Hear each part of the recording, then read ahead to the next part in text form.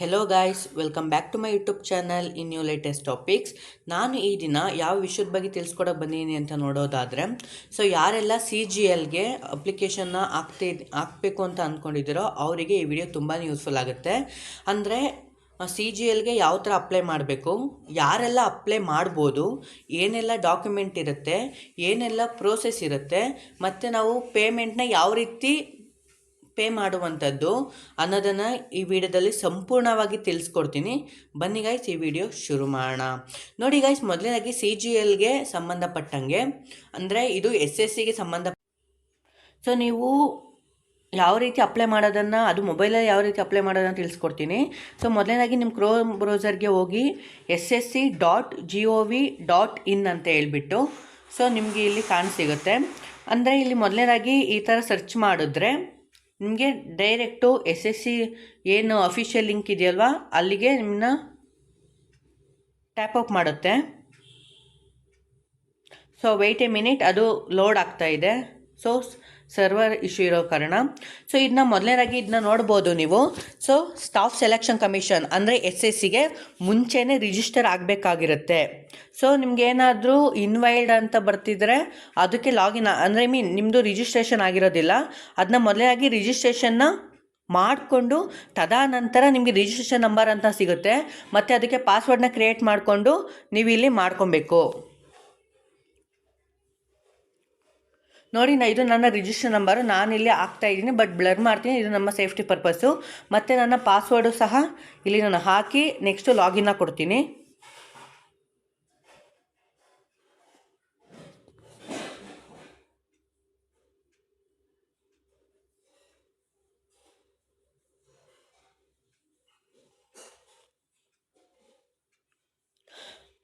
ನೋಡಿ, ನಂದು ಲಾಗಿನ್ ಆದಮೇಲೆ ನನ್ನ ಬೇಸಿಕ್ ಇನ್ಫಾರ್ಮೇಷನ್ ಆಗಿರ್ಬೋದು, ನನ್ನ ಫೋಟೋಸ್ ಆಗಿರ್ಬೋದು, ನನ್ನ ಇನ್ಫಾರ್ಮೇಷನ್ ಆಗಿರ್ಬೋದು ಇಲ್ಲೇ ಬರ್ತಿದೆ. ಇನ್ನು ನೆಕ್ಸ್ಟ್ ಯಾವ ರೀತಿ ಅಪ್ಲೈ ಮಾಡಬೇಕು, ಯಾವೆಲ್ಲ ಅಪ್ಲಿಕೇಶನ್ಸ್ ಇದ್ದಾವೆ ಅಂತ ಮೊದಲು ನೋಡಬೇಕಾಗತ್ತೆ. ನೋಡಿ, ಲೈವ್ ಎಕ್ಸಾಮಿನೇಷನ್ಗೆ ಹೋಗ್ಬಿಟ್ಟು ನೋಡಿ, ಕಂಬೈನ್ಡ್ ಗ್ರ್ಯಾಜುಯೇಟ್ ಲೆವೆಲ್ ಎಕ್ಸಾಮಿನೇಷನ್ ಅಂದರೆ ಇದೆ CGL ಎಕ್ಸಾಮಿನೇಷನ್ ಅಂತ ಹೇಳ್ಬೋದು. ನೆಕ್ಸ್ಟು ಸ್ಟೈನೋಗ್ರಾಫರ್ C&D ಎಕ್ಸಾಮಿನೇಷನ್ ಇದೆ. ನೆಕ್ಸ್ಟು ಹಿಂದಿ ಟ್ರಾನ್ಸ್ಲೇಟರ್ ಇದೆ. ನೆಕ್ಸ್ಟು ಸೆಲೆಕ್ಷನ್ SSC ಅಂದರೆ ಫೇಸ್ 13 ಎಕ್ಸಾಮಿನೇಷನ್ ಇದೆ. ಇನ್ನು ಯಾವ ರೀತಿ ಅಪ್ಲೈ ಮಾಡಬೇಕು ಅಂದರೆ ಇಲ್ಲಿ ನೋಡಿ, ಕಂಬೈನ್ಡ್ ಗ್ರ್ಯಾಜುಯೇಟ್ ಲೆವೆಲ್ ಎಕ್ಸಾಮಿನೇಷನ್ ಅಂತ ಇದೆಯಲ್ವಾ, ಇದನ್ನ ಮೊದಲನೇಗೆ ಅಪ್ಲೈ ಅಂತ ಕ್ಲಿಕ್ ಮಾಡಬೇಕು.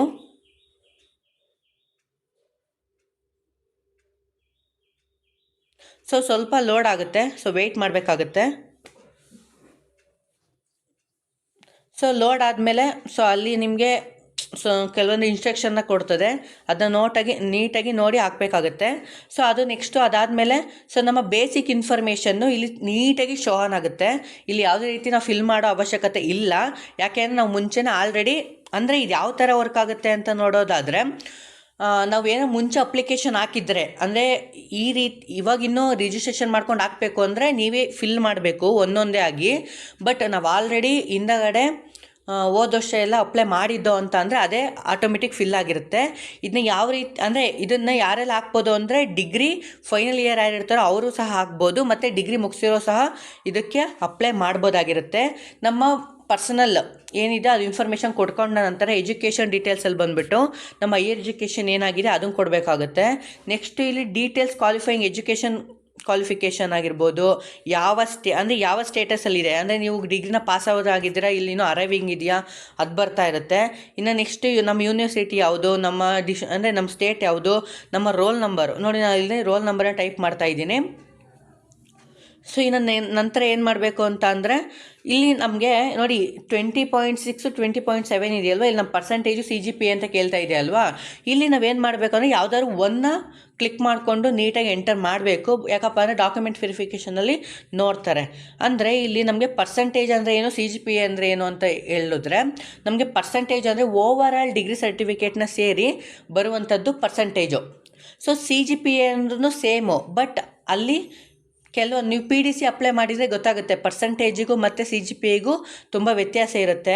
ನೋಡಿ, ನಾನು ಇಲ್ಲಿ ಪರ್ಸೆಂಟೇಜ್ನ ಇಲ್ಲಿ ಇದನ್ನು ಮಾಡಿದ್ರೆ, ಬಟ್ ಅದು ಇಲ್ಲಿ CGPA ಓಪನ್ ಆಗ್ತಾಯಿಲ್ಲ. ಇಲ್ಲಿ ನೆಕ್ಸ್ಟು ನಾನು CGPA ತೊಗೊಂಡ್ರೆ ಪರ್ಸೆಂಟೇಜ್ ಓಪನ್ ಆಗ್ತಿಲ್ಲ. ಆದ ಕಾರಣ ಯಾವುದಾದ್ರೂ ಒಂದನ್ನು ನೀಟಾಗಿ ಕರೆಕ್ಟಾಗಿ ಎಂಟರ್ ಮಾಡಿದ್ರು ಓಕೆ. ಸೊ ಆಮೇಲೆ ನಾನು ಪರ್ಸೆಂಟೇಜ್ನೇ ಎಂಟರ್ ಮಾಡ್ತೀನಿ.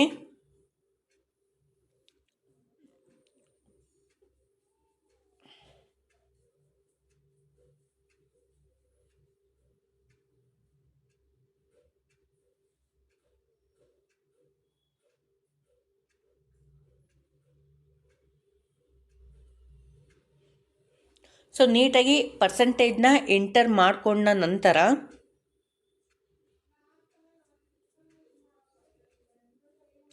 ಸೊ ಸೇವ್ ಆ್ಯಂಡ್ ನೆಕ್ಸ್ಟ್ ಅಂತ ಕೊಡಿ. ಇಲ್ಲ ನೋಡಿ, ಇಲ್ಲಿ ಮೇಲ್ಗಡೆ ಕೇಳ್ತಾ ಇದೆ please select the highest qualification ಅಂತ. ಸೊ ಮತ್ತೆ ಕ್ಲಿಕ್ ಮಾಡಿ. ಸೊ ನಿಮ್ದು ಏನು ಕ್ವಾಲಿಫಿಕೇಷನ್ ಇದೆ ಅದನ್ನು ಮಾತ್ರ ಕೊಡಿ. ಸೊ ಇನ್ನು ನೆಕ್ಸ್ಟು ಸೇವ್ ಆ್ಯಂಡ್ ನೆಕ್ಸ್ಟ್ ಕೊಡಿ. ಓಕೆ ಬಂದು ನೋಡಿ ಸಕ್ಸಸ್ ಎಜುಕೇಷನ್ ಡೀಟೇಲ್ಸು. ಸೊ ಇಲ್ಲಿ ನೋಡಿ, ಇಲ್ಲಿ ಕೇಳ್ತಾ ಇದ್ದಾರೆ whether you are an ex service man ಅಂತ ಕೇಳ್ತಿದ್ದಾರೆ. ಸೊ ನೋ ಅಂತ ಕೊಡಿ. ವೆದರ್ ಸೀಕಿಂಗ್ ಏಜ್ ರಿಲ್ಯಾಕ್ಸೇಷನ್ ಅಂದರೆ ನಿಮಗೆ ಏಜ್ ರಿಲ್ಯಾಕ್ಸೇಷನ್ ಬೇಕಂತ ಕೇಳ್ತಿದ್ದಾರೆ.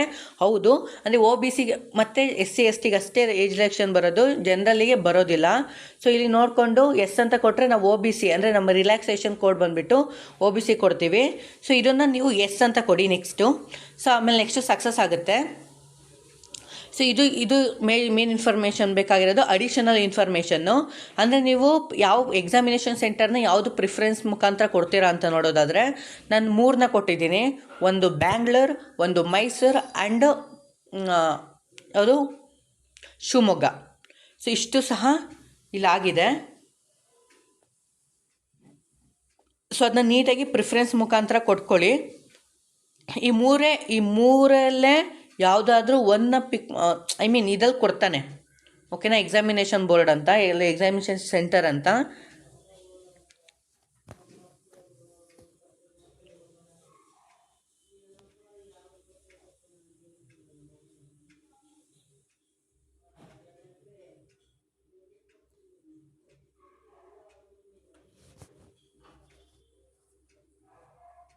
ಸೊ ಅದನ್ನ ನೀಟಾಗಿ ಸರ್ಚ್ ಮಾಡಿ ಹಾಕಿ, ಇಲ್ಲ ಅಂದರೆ ಚೂರು ತಪ್ಪಾದ್ರೂ ಸೊ ನಿಮ್ಮದು ಬೇರೆ ಕಡೆ ಹೋಗೋ ಚಾನ್ಸಸ್ ಇರುತ್ತೆ. ಆದ್ದರಿಂದ ಪ್ರಿಫರೆನ್ಸ್ ಮುಖಾಂತರ ಎಲ್ಲಿ ನಿಮಗೆ ನಿಯರೆಸ್ಟ್ ಏನಿದೆ, ಯಾವುದಿದೆ ಅನ್ನೋದನ್ನು ನೀವು ನೀಟಾಗಿ ತಿಳ್ಕೊಂಡು ಹಾಕಿ. ಸೊ 2 ನಿಮಿಷ ವೇಸ್ಟ್ ಆದರೂ ಪರವಾಗಿಲ್ಲ, ನೀಟಾಗಿ ಸ್ಕ್ರೋಲ್ ಮಾಡಿ ಅಪ್ಲಿಕೇಶನ್ ಹಾಕಿ ಅಂತ ನಾನು ಹೇಳ್ಬೋದು.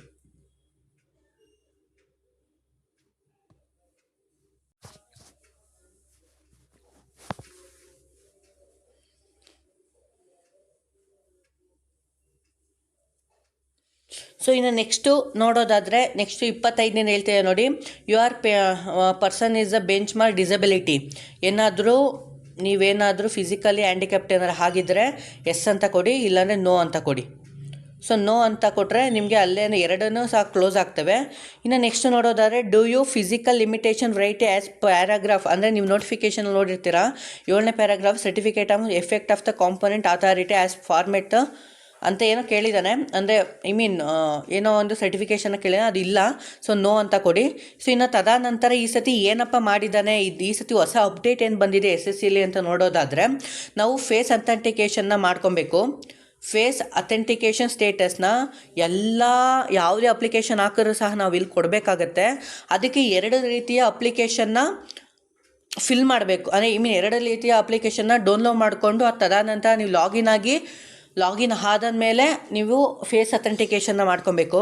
ಅದು ಯಾವ ರೀತಿ ಅನ್ನೋದನ್ನು ಸಹ ನಾನಿಲ್ಲಿ ತೋರಿಸ್ಕೊಡ್ತೀನಿ ನೋಡಿ. ಸೊ ಇಲ್ಲಿ ನೀಟಾಗಿ ನೋಡ್ಕೊಳ್ಳಿ. ಇಲ್ಲಿ ಏನು QR ಕೋಡ್ ಬರ್ತಿದೆಯಲ್ಲ ಅದನ್ನು ನಿಮ್ಮ ಗೂಗಲ್ ಲೆನ್ಸ್ ಅಂತ ಏನು ಬರುತ್ತಲ್ವ ಅಲ್ಲಿ ಸ್ಕ್ಯಾನ್ನ ಮಾಡಿ ಅದು ನಿಮ್ಮ ಪ್ಲೇ ಲಿಸ್ಟ್ಗೆ ಕರ್ಕೊಂಡೋಗುತ್ತೆ, ಅಂದರೆ ಪ್ಲೇಸ್ಟೋರ್ಗೆ ಕರ್ಕೊಂಡೋಗುತ್ತೆ. ಮೈ SSC ಅನ್ನೋ ಆ್ಯಪ್ನ ನೀವು ಡೌನ್ಲೋಡ್ ಮಾಡ್ಕೊಬೇಕಾಗತ್ತೆ. ಸೊ ಡೌನ್ಲೋಡ್ ಮಾಡ್ಕೊಬೇಕು ಅಂದರೆ ಕಂಪಲ್ಸರಿ ಮಾಡಿಕೊಂಡು ನೋಡಿ ವೆಯ್ಟ್ ಆಗುತ್ತೆ. ಇದು ನಾನು ಸ್ಕ್ರೀನ್ ರೆಕಾರ್ಡಲ್ಲಿ ನಿಮಗೆ ತೋರಿಸ್ತಾ ಇದ್ದೀನಿ. ಅದನ್ನ ನೀವು ಮಾಡ್ಕೊಂಡಾದ್ಮೇಲೆ ಸೊ ನಿಮ್ಮದು SSC ಏನು ಆ್ಯಪ್ ಇದೆಯಲ್ವಾ ಆ ಅಪ್ಲಿಕೇಶನ್ಗೆ ಬರುತ್ತೆ. ಇಲ್ಲಿ ಮೇಲ್ಗಡೆ ಲಾಗಿನ್ ಆ್ಯಂಡ್ ರಿಜಿಸ್ಟರ್ ಅಂತ ತೋರಿಸ್ತಲ್ವಾ, ಇಲ್ಲಿ ಮೇಲ್ಗಡೆ ಲಾಗಿನ್ ಆ್ಯಂಡ್ ರಿಜಿಸ್ಟರ್ ಅಂತ. ಸೊ ಅದನ್ನು ಕ್ಲಿಕ್ ಮಾಡ್ಕೊಳ್ಳಿ. ಸೊ ಕ್ಲಿಕ್ ಮಾಡಿಕೊಂಡು ಈ ಥರ ಬರುತ್ತೆ ನಿಮ್ಮ ಲಾಗಿನ್ ಸೈನ್ ಇನ್ ಅಂತ ಹೇಳ್ಬಿಟ್ಟು. ಅದನ್ನು ನಿಮ್ಮ ಯೂಸರ್ ID ಇರುತ್ತಲ್ವ, ನೀವು SSC ಕ್ರಿಯೇಟ್ ಮಾಡಿಕೊಂಡು ನಿಮ್ಗೆ ID ಬಂದಿರುತ್ತಲ್ಲ, ಸೊ ಅದು ID ಪಾಸ್ವರ್ಡು ಕ್ಯಾಪ್ಚನ್ನ ಎಂಟರ್ ಮಾಡಿಬಿಟ್ಟು ನೀವಿಲ್ಲಿ ಸಬ್ಮಿಟ್ನ ಕೊಟ್ಟರೆ ಸೊ ನಿಮ್ಮದು ಪೂರ್ತಿ ಅಂದರೆ ನಿಮ್ದು ಅಲ್ಲೇನು ವೆಬ್ಸೈಟ್ ಓಪನ್ ಆಗಿರುತ್ತಲ್ವ ಸೊ ಅದನ್ನು ನಿಮಗಿಲ್ಲಿ ನೀಟಾಗಿ ಶೋ ಆನ್ ಆಗುತ್ತೆ. ಸೊ ಹಿಂದೆ ಬ್ಯಾಕ್ಗ್ರೌಂಡ್ನ ನೋಡೋಕೆ ಹೋಗಬೇಡಿ, ಓಕೆನಾ. ಸೊ ಇದು ಜಸ್ಟ್ ಮಾತ್ರ ನೋಡಿ. ಸೊ ಇಲ್ಲಿ ನೆಕ್ಸ್ಟ್ ನೋಡಿ, ಯಾವುದಕ್ಕೆ ನೀವು ಫೇಸ್ ಅಥೆಂಟಿಕೇಶನ್ ಕೊಡಬೇಕು ಅಂದ್ಕೊಂಡಿದ್ದೀರೋ ಅದನ್ನು ಕ್ಲಿಕ್ ಮಾಡ್ಕೊಳ್ಳಿ. ನೋಡಿ, ನಾನು CGLಗೆ ಫೇಸ್ ಅಥೆಂಟಿಕೇಶನ್ನ ಕೊಡಬೇಕು ಅಂತ ಅಂದ್ಕೊಂಡು,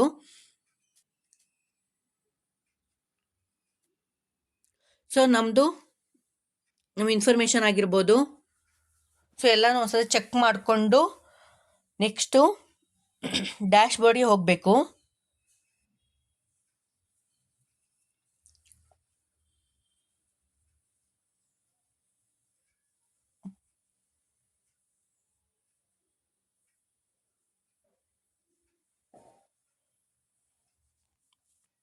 ಸೊ ಡ್ಯಾಶ್ ಬೋರ್ಡ್ಗೆ ಹೋದ್ಮೇಲೆ ನಮ್ಮದು CGL ಲೆವೆಲ್ ಎಕ್ಸಾಮಿನೇಷನ್ ಏನಿರುತ್ತಲ್ವ, ಸೊ ಅದನ್ನು ತೋರಿಸ್ತಾ ಇರುತ್ತೆ. ಬಟ್ ಅಲ್ಲಿ ಅಪ್ಲೈ ಆಗಲಿ ಅಂದರೆ ಮೈ ಅಪ್ಲಿಕೇಶನ್ಸ್ಗೆ ಹೋಗಿಬಿಟ್ಟು ಅಲ್ಲಿ ನೆಕ್ಸ್ಟು CGL ಏನು ಬರುತ್ತಲ್ವ ಅಲ್ಲಿ ಕಂಟಿನ್ಯೂ ಅಂತ ಕೊಡಿ.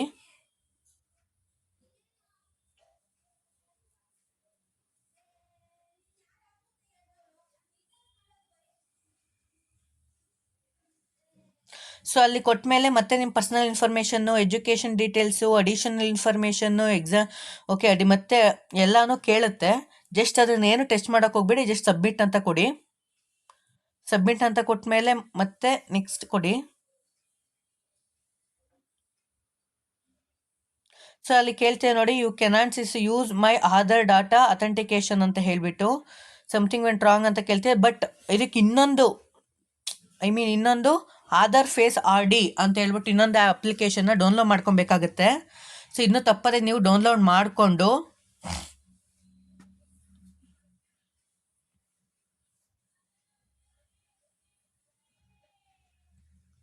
ಸೊ ಇದು ಆಧಾರ್ ಫೇಸ್ RD ಅಂತ ಹೇಳ್ಬಿಟ್ಟು ಇದು ನಿಮಗೆ ಬ್ಯಾಕ್ಗ್ರೌಂಡಲ್ಲೇ ಹೊಂಟೋಗುತ್ತೆ.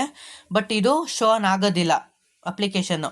ಸೊ ಅವಾಗ ಹೋಗ್ಬಿಟ್ಟು ಆಧಾರ್ ಫೇಸ್ ಅಥೆಂಟಿಕೇಶನ್ ಅಂತ ಕೇಳ್ತಾ ಇದೆಯಲ್ವಾ, ಅದಕ್ಕೆ ಹೋಗಿ ಕೊಡಿ.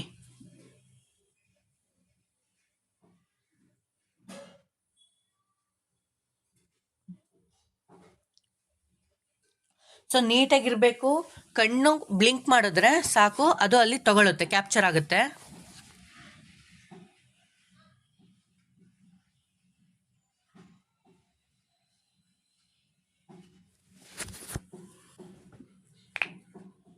ನೆಕ್ಸ್ಟ್ ಕೇಳ್ತೀವಿ ನೋಡಿ, ಕ್ಯಾಪ್ಚರ್ ಲೈವ್ ಫೋಟೋ. ಸೊ ಇದನ್ನು ಸಹ ನೀವು ನೀಟಾಗಿ ಕೊಡಿ.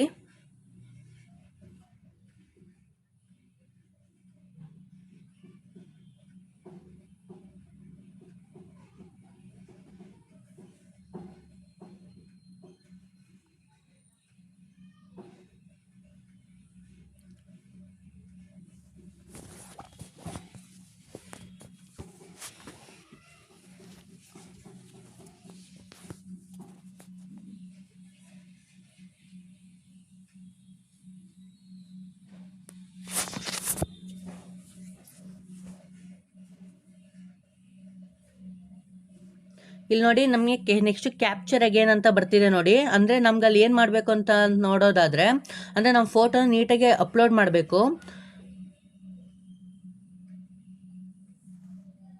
ಸೊ ನೋಡಿ, ನೆಕ್ಸ್ಟು ನಿಮ್ಮದು ಆಧಾರ್ ಅಥೆಂಟಿಕೇಶನ್ ಆದ ನಂತರ ನೀವು ಕ್ಯಾಪ್ಚರ್ ಫೋಟೋನ ಅಪ್ಲೋಡ್ ಮಾಡಬೇಕಾಗುತ್ತೆ. ಸೊ ನೀವಿಲ್ಲಿ ನೋಡ್ಬೋದು, ನಾನಿಲ್ಲಿ ಕ್ಯಾಪ್ಚರ್ನ ಕೊಡ್ತಾ ಇದ್ದೀನಿ. ಸೊ ಜಸ್ಟ್ ಒಂದ್ಸರಿ ನೋಡ್ಕೊಳ್ಳಿ, ಅಂದರೆ ಬ್ಯಾಕ್ಗ್ರೌಂಡು ಕರೆಕ್ಟಾಗಿರಬೇಕು. ಅದು ಕ್ಯಾಪ್ಚರ್ ಅಗೇನ್ ಅಂತ ಬಂದರೆ ನೀವು ಮತ್ತೆ ಸಹ ಕೊಡಬೇಕಾಗತ್ತೆ. ಸೊ ಈ ರೀತಿಯೇ ನಂದು 2-3 ಟೈಮ್ಸ್ ತಗೊಂತು. ಬಟ್ ಲಾಸ್ಟ್ ಅಟೆಂಪ್ಟು ಸೊ ನಂದು ತಗೊಂತು, ಕರೆಕ್ಟಾಗಿ ನಿಮ್ಮದು ಬಂದಿದೆ ಅಂತ ನೋಡ್ಕೊಳ್ಳಿ. ಸೊ ಅದನ್ನ ನೀಟಾಗಿ ಎಂಟರ್ ಮಾಡಬೇಕು. ಒಂದ್ಸತಿ ಕಣ್ಣ ಬ್ಲಿಂಕ್ ಮಾಡಿ ತೆಗೆದು ಮತ್ತು ನಮ್ಮ ಫೇಸ್ ಮೇಲೆ ಯಾವುದೇ ರೀತಿಯ ನೆರಳಿರಬಾರ್ದು. ಸೊ ಅದನ್ನ ಫುಲ್ ಬ್ರೈಟ್ ಆಗಿದ್ರೆ ಮಾತ್ರ ಅದು ತಗೊಳುತ್ತೆ, ಇಲ್ಲ ಅಂದರೆ ಇಲ್ಲ.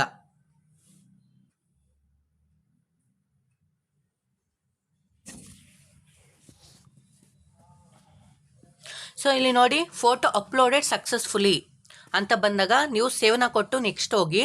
ಸೊ ಸೇವ್ನ ಕೊಟ್ಟ ಮೇಲೆ ಈ ಥರ ಬರುತ್ತೆ ನಿಮ್ಮದು ಕ್ಯಾಪ್ಚರ್ ಫೋಟೋ. ಇನ್ನು ನೆಕ್ಸ್ಟ್ ನೋಡೋದಾದರೆ ಫೋಟೋ ನಮ್ಮದು ಅಂದರೆ ಸಿಗ್ನೇಚರ್ನ ಅಪ್ಲೋಡ್ ಮಾಡಬೇಕಿಲ್ಲಿ. ಸೊ ಅಪ್ಲೋಡ್ನ ಮಾಡಿಕೊಂಡು ಅದನ್ನು ನಾವು ಕಂಪ್ರೆಸ್ ಮಾಡ್ಕೊಬೇಕು. ಸೊ ಅಂದರೆ 20 KB ಒಳಗೆ ಅದಕ್ಕೆ ಅವಾಗ ಮಾತ್ರ ನಮ್ಮದು ಫೋಟೋ ತಗೊಳುತ್ತೆ. ನೋಡಿ ನಮ್ದು ಇಲ್ಲಿ ಸಿಗ್ನೇಚರ್ನ ಹಾಕಕ್ಕೆ ಹೋಗ್ತೀನಿ, ಬಟ್ ಇಲ್ಲಿ ನಮ್ಮದು ಇಲ್ಲಿ ತಗೊಳ್ಳೋದಿಲ್ಲ. ನೋಡಿ file size excluded maximum allowed size 20 KB ಒಳಗೆ ನಾವು ಅಪ್ಲೋಡ್ ಮಾಡಬೇಕು. ಅದನ್ನು ಯಾವ ರೀತಿ ಸೆಟ್ ಮಾಡ್ಕೊಬೇಕು ಅನ್ನೋದನ್ನು ಸಹ ಇಲ್ಲಿ ಹೇಳಿದ್ದೀನಿ. ಸೊ ಯಾವುದೋ ಒಂದು ವೆಬ್ಸೈಟಿಗೆ ಹೋಗಿ, ಅಂದರೆ ಕಂಪ್ರೆಸ್ ಅಥವಾ ಎನ್ಲೈಸ್ ಅಂತ ಹೇಳ್ಬಿಟ್ಟು ಒಂದು ವೆಬ್ಸೈಟ್ಗೆ ಹೋಗಬೇಕಾಗತ್ತೆ. ನೋಡಿ ಇಲ್ಲಿ ಯಾವುದೋ ಒಂದು ವೆಬ್ಸೈಟ್ಗೆ ಹೋಗ್ತಾ ಇದ್ದೀನಿ ನೋಡಿ. ಸೊ ನಾನು ರೀಸೈಸರ್ ಅಪ್ಲಿಕೇಶನ್ಗೆ ಹೋಗಿ, ಸೊ ಅಲ್ಲಿ ನನ್ನ ಫೋಟೋ ಏನಿದೆಯಲ್ವಾ ಅಥವಾ ನನ್ನ ಸಿಗ್ನೇಚರ್ ಏನಿದೆಯಲ್ವಾ, ನನ್ನ ಸಿಗ್ನೇಚರ್ನ ತೊಗೊತೀನಿ ಅಲ್ಲಿ. ಸೊ ಕ್ರಾಪ್ ಮಾಡಿಕೊಂಡು ತೊಗೊತೀನಿ. ಸೊ ನೋಡಿ ನಾನು imreesizer.com ಆ ಅಪ್ಲಿಕೇಶನ್ಗೆ ಹೋಗಿ, ಸೊ ನನ್ನ ಸಿಗ್ನೇಚರ್ನ ಕೊಟ್ಬಿಟ್ಟು ಅದು ಎಷ್ಟು KB ಒಳಗೆ ಬರಬೇಕು ಅನ್ನೋದನ್ನು ಸಹ ನಾನು ಎಂಟರ್ ಮಾಡ್ತೀನಿ. ಎಂಟರ್ನ ಮಾಡಿ ಸೊ ನೆಕ್ಸ್ಟು ಡೌನ್ಲೋಡ್ ಅಂತ ಕೊಡ್ತೀನಿ. ಸೊ ಡೌನ್ಲೋಡ್ನ ಕೊಟ್ಮೇಲೆ ಡೌನ್ಲೋಡ್ ಇಮೇಜ್ ಅಂತ ಬರುತ್ತಲ್ವಾ, ಡೌನ್ಲೋಡ್ ಇಮೇಜ್ ಮೇಲೆ ಕೊಟ್ಕೊಂಡ್ರೆ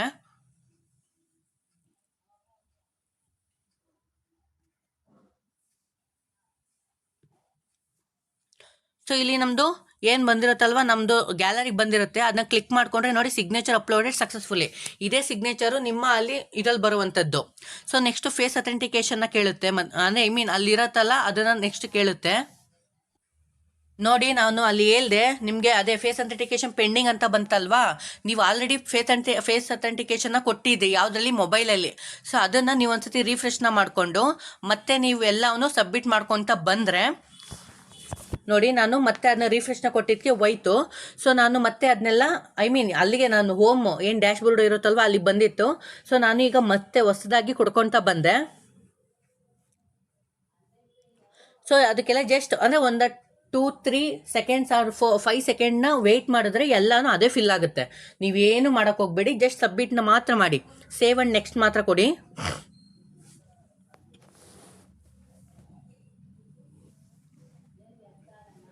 ಸೊ ಸೇವ್ ಆ್ಯಂಡ್ ನೆಕ್ಸ್ಟ್ ಅಂತ ಕೊಟ್ಟಾದಮೇಲೆ ಸೊ ಫೇಸ್ ಅಥೆಂಟಿಕೇಶನ್ ಹತ್ರ ಬರುತ್ತೆ. ಸೊ ಎಲ್ಲನೂ ಸಹ ಸೇವ್ ಆ್ಯಂಡ್ ನೆಕ್ಸ್ಟ್ ಅಂತ ಮಾತ್ರ ಕೊಡಬೇಕು, ಅದೇ ಫಿಲ್ ಆಗುತ್ತೆ. ಸೇವ್ ಆ್ಯಂಡ್ ನೆಕ್ಸ್ಟ್ ಅಂತ ಮಾತ್ರ ಕೊಡಿ.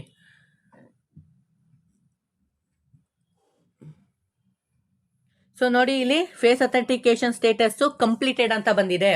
ಅಂದರೆ ಒಂದು ಸಾರಿ ನಾವು ಕೊಟ್ಟೆ ಆದಮೇಲೆ ಅದು ಬಂದಿರುತ್ತೆ, ಬಟ್ ಅದು ಪೆಂಡಿಂಗಲ್ಲಿರುತ್ತೆ. ಜಸ್ಟ್ ಒಂದು ಸತಿ ರಿಫ್ರೆಶ್ ಮಾಡಬೇಕು ಅಷ್ಟೇ. ಸೊ ಮತ್ತೆ ಕೇಳ್ತೀವಿ ನೋಡಿ ಕ್ಯಾಪ್ಚರ್ ಲೈವ್ ಫೋಟೋ ಅಂತ ಹೇಳ್ಬಿಟ್ಟು. ಸೊ ಮತ್ತೆ ಕೇಳ್ತಿದ್ದೆ, ಯಾಕೆಂದರೆ ರಿಫ್ರೆಶ್ ಮಾಡಿದ್ದೆ ಅಲ್ವಾ. ಒಂದ್ಸರಿ ನೀಟಾಗಿ ಕೊಡಿ ಫೋಟೋನ, ಯಾವುದೇ ರೀತಿಯ ಬ್ಲರ್ ಇರಬಾರ್ದು, ಏನು ಇರಬಾರ್ದು. ಸೊ ನೀಟಾಗಿ ಕೊಟ್ಟರೆ ಅದು ಒಂದೇ ಸರಿ ತಗೊಳುತ್ತೆ. ನೋಡಿ ಇಲ್ಲಿ ಕ್ಯಾಪ್ಚರ್ ಆಗಿನ ಸೇವ್ ಅಂತ ಬಂದಿದೆ. ಸೊ ನಿಮಗೆ ಸೇವ್ ಅಂತ ಕೊಟ್ಟರೆ ಇದೇ ಬರುತ್ತೆ. ನಾವಿಲ್ಲಿ ಏನು ಫೋಟೋ ಕೊಡ್ತೀವಲ್ವ ಅದನ್ನೇ ಸಹ ನಮ್ಮ ಅಪ್ಲಿಕೇಶನಲ್ಲಿ ಬರುವಂಥದ್ದು, ಅಪ್ಲಿಕೇಶನ್ ಫೋಟೋಸ್ ಆಗಿ. ಓಕೆ, ನೆಕ್ಸ್ಟು ನಮ್ಮ ಸಿಗ್ನೇಚರ್. ಓಕೆ, ಸಿಗ್ನೇಚರು ಸಹ ಅಲ್ಲೇ ಇತ್ತಲ್ಲ, ಸೊ ಅದನ್ನು ಸಹ ನಾವಿಲ್ಲಿ ರೀಪೇಸ್ಟ್ ಮಾಡ್ತೀವಿ. ಅದನ್ನು ಮತ್ತೆ ನಮಗೆ ಪ್ರಿವ್ಯೂ ಫಾರ್ಮ್ ಅಂತ ಬರುತ್ತೆ. ನಮ್ಮ ಪ್ರತಿಯೊಂದು ಡೀಟೇಲ್ಸು ಸಹ ಇಲ್ಲಿ ಶೋನ್ ಆಗುತ್ತೆ. ಪ್ರತಿಯೊಂದು ಇನ್ಫಾರ್ಮೇಷನ್ ಕರೆಕ್ಟಾಗಿದೆಯಾ ಏನು ಎತ್ತ ಅಂತ ನೋಡಿಕೊಂಡು ಆಮೇಲೆ ಸೊ ಅದನ್ನ ಒಂದ್ಸತಿ ನಿಧಾನಕ್ಕೆ ನೋಡ್ಕೊಳ್ಳಿ. ಸೊ ನಿಧಾನಕ್ಕೆ ನೋಡಿಕೊಂಡು ನೆಕ್ಸ್ಟು ನೀವು ಮೇಕ್ ಪೇಮೆಂಟ್, ಅಂದರೆ ಪೇಮೆಂಟ್ನ ಮಾಡಬೇಕಲ್ವಾ, ಅದು ಯಾವ ರೀತಿ ಮಾಡಬೇಕು ಅನ್ನೋದನ್ನ ಸಹ ಈ ವಿಡಿಯೋದಲ್ಲಿ ತಿಳಿಸ್ಕೊಡ್ತೀನಿ ನೋಡಿ.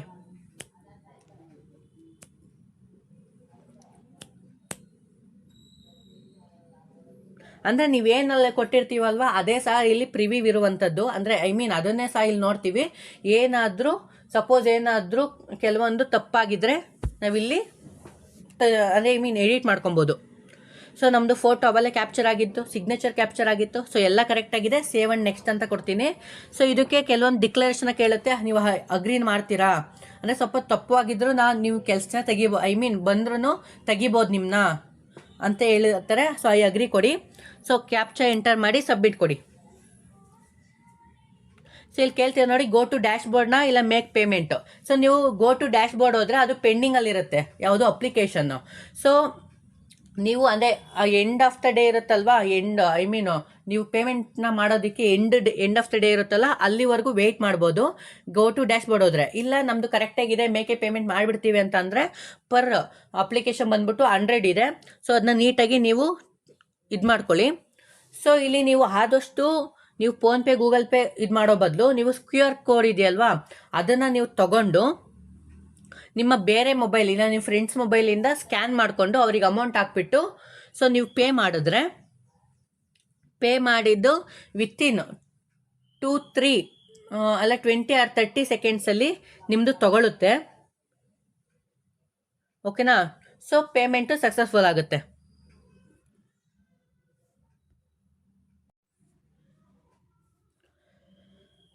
ಸೊ ಜಸ್ಟ್ ಕನ್ಫರ್ಮೇಷನ್ಗೆ ಅಷ್ಟೇ ಅದು ಬರ್ತಾ ಇರೋದು.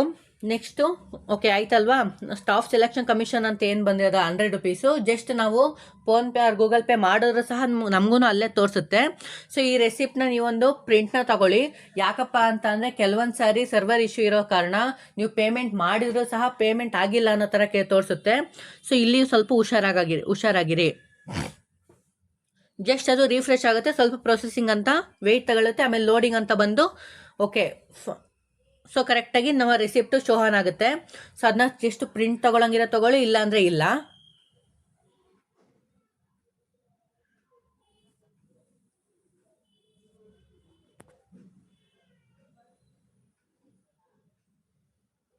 ಸೊ ನೆಕ್ಸ್ಟು ಡ್ಯಾಶ್ ಬೋರ್ಡ್ ಅವ್ರ ಹೋಮ್ ಪೇಜಿಗೆ ಹೋಗಿ ಅಷ್ಟೇ.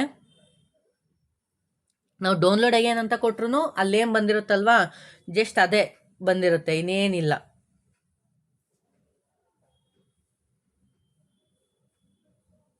ಜಸ್ಟ್ ಇಲ್ಲ ಒಂದು ಸ್ಕ್ರೀನ್ಶಾಟ್ ತೆಗೆದು ಮಾಡಿಕೊಂಡ್ರು ಓಕೆ.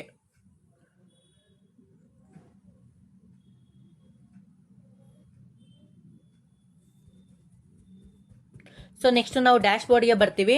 ಮೈ ಅಪ್ಲಿಕೇಶನ್ಗೆ ಹೋಗ್ಬಿಟ್ಟು ಅಂದರೆ ಮೈ ಅಪ್ಲಿಕೇಶನ್ಗೆ ಹೋಗ್ಬಿಟ್ಟು CGL ಏನಾಗಿದೆ ಅಂದರೆ ಅಪ್ಲಿಕೇಶನ್ ಸ್ಟೇಟೆಡ್ ಟು ಪ್ರಿಂಟ್ ಅಂತ ಬರ್ತಿದೆ. ಜಸ್ಟ್ ಈ ಥರ ರೆಫರೆನ್ಸ್ ತೋರಿಸುತ್ತೆ.